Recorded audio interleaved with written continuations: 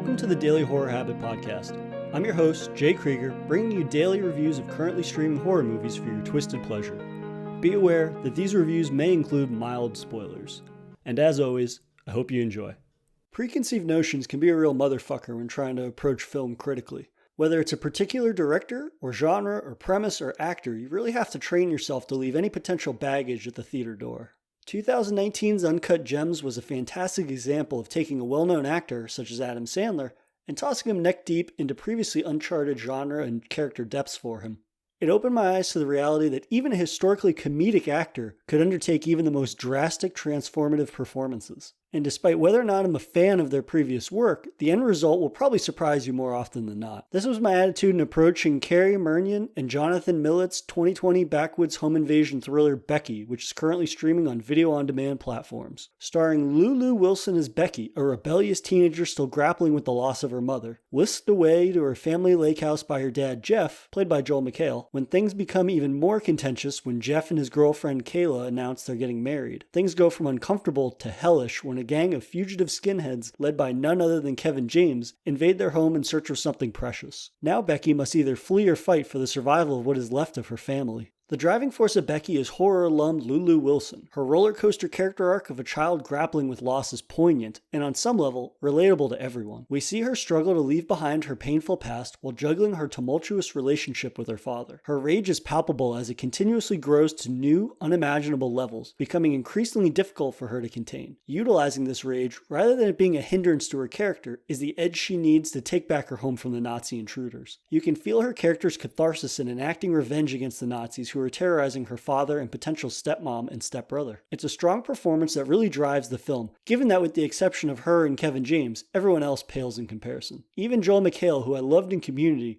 really didn't do much for me here. While a drama-focused role isn't the norm for him, I had hopes he would channel some of his charisma, but he mostly came off as rather wooden. The same can be said for the rest of the skinheads who run the gamut of dumb hicks and one morally confused gang member, but they are ultimately all forgettable. Fortunately, there's Kevin James who gives a performance unlike anything he's undertaken prior and is a standout for it. And for the most part, he pulls it off really well, fully displaying his ability to be a dominating and sinister force to be reckoned with. Now, the role has a tendency to be quite heavy-handed at times, given his radical appearance shift, donning numerous Nazi tattoos and emblems. Oh, and a swastika covering the entire back of his head, which certainly drives home the depravity of his character. An example of that heavy-handedness that carries over into the narrative is, at one point, James delivers a monologue about why you don't mix dog breeds, a not-so-subtle metaphor for Jeff and Kayla's interracial relationship. Oh, and then again, there's the double XL swastika head tattoo. King of Queens, this most certainly is not. That being said, when it comes time to walk his hateful talk, James certainly embraces brutal acts of violence with an authenticity that you wouldn't assume from someone with such a prolific comedic background such as himself. Unleashing devastating torture on those who stand in his way, whether it be Becky's family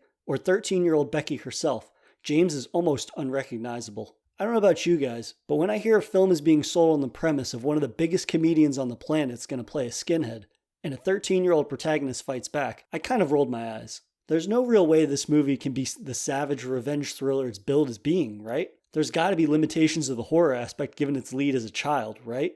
Wrong.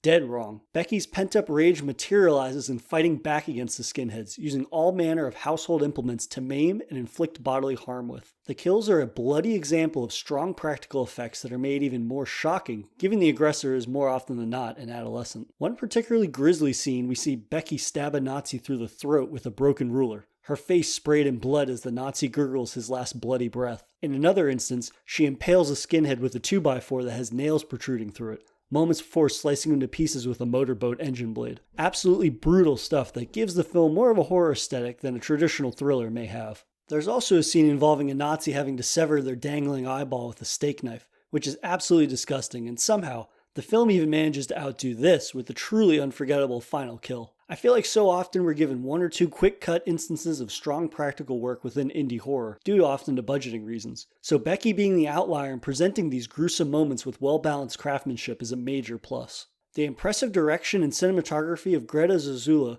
juxtaposes the calm wilderness setting with the bloody chaos that ensues, making for a beautiful blending of atmospheres. The isolating intimacy of the setting creates a wonderful Rambo-esque game of cat and mouse that Becky plays with the woodland skinheads. One scene in particular between Wilson and James has them talking over walkie-talkies at opposite ends of the woods. A simple scene made memorable by bleeding the shots of them talking together so that it appears as if they're standing face to face rather than the miles apart they actually are. Brief moments such as this are trickled throughout the film, giving it far more artistic craftsmanship than is commonplace within the subgenre. Now, for as much as I enjoyed the film, the reality is that its narrative is fairly simplistic and doesn't stray far from its baseline premise. Don't expect many twists or turns in this one. But I actually found that this is not the negative trait that I thought it would be. Generally, that's one of my biggest qualms with movies is when they have lackluster narratives or they don't really deviate from their general premise. But given the film's dedication to allowing Becky's rage to be fully unleashed, it actually helps the film rather than hurts it. It's very straightforward in that we're given Becky's backstory and exposition, and then we're not given a lot extra after that because in terms of this story, it would feel unnecessary or would feel kind of like just very one note and repeating itself a lot, which it never does. Now, during my research, I stumbled upon one small casting what if. Apparently, Simon Pegg was supposed to star in Becky, but had a scheduling conflict and had to drop out. While there's no concrete answer for which role he was set to play, given that Kevin James joined after he dropped out, would lead me to believe that Pegg was supposed to be playing Dominic, aka King Nazi. Now, it would have been interesting to see Pegg take on a similarly transformative role, but now that I've seen James, I can't imagine him being replaced. James brings a physicality to the character that makes him incredibly sinister. And sure, he's short, he's round, and yet he still demands the respect of every character in the room, taking the air out of it with him. Earlier, I made the comparison to Uncut Gems, and while I don't think James was given that much to work with here, he brings a physicality to his character that makes him unforgettable. And I'm excited to see him undertake more serious roles in the future. I'll be honest, I didn't expect to enjoy Becky nearly as much as I did. Lulu Wilson gives a stellar and emotionally charged performance of a child grappling with a tumultuous past who finds catharsis in brutalizing Nazi scum. Kevin James surprised me with his ability to pull off this transformative performance that proves he isn't just that mall cop guy.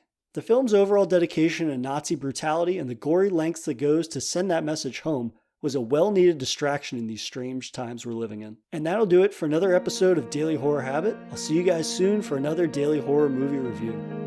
Thanks for listening to another episode of the Daily Horror Habit podcast. If you enjoyed this episode, please subscribe to Daily Horror Habit on your preferred streaming service. And follow @Daily Horror Habit on Instagram or @Daily Horror Pod on Twitter.